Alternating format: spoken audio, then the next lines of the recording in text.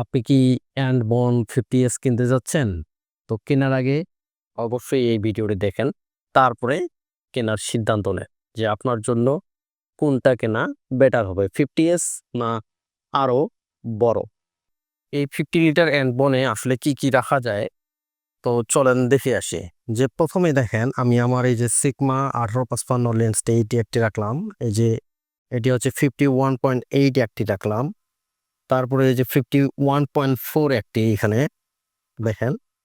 তারপরে এখানে আমি ওই যে অ্যাডাপ্টার, এটা হচ্ছে RF2E অ্যাডাপ্টার, এই যে অ্যাডাপ্টারটা এইখানে রাখলাম।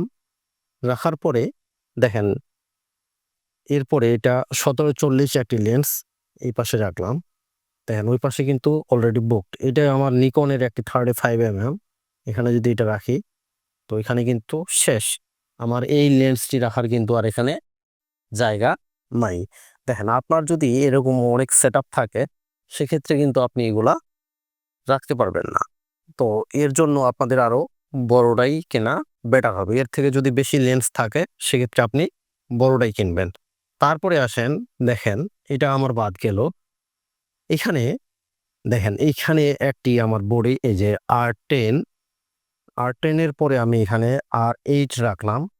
R8 এর পরে নিকনের D7100 রাখলাম।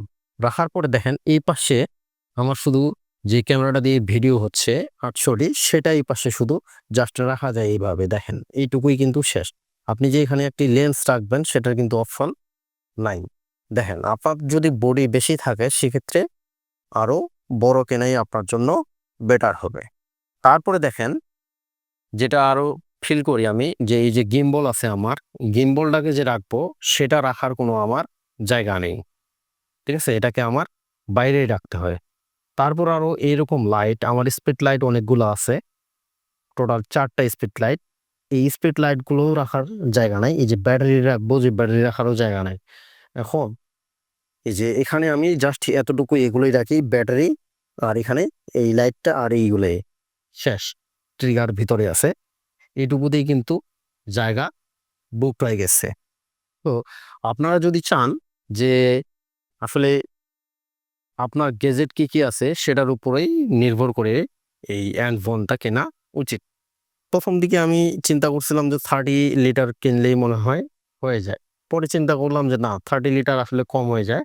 তো এর জন্য আমি করলাম কি, যে 50 লিটার কিনলাম। তো 50 লিটার কেনার পরেও দেখি জায়গা সংকট।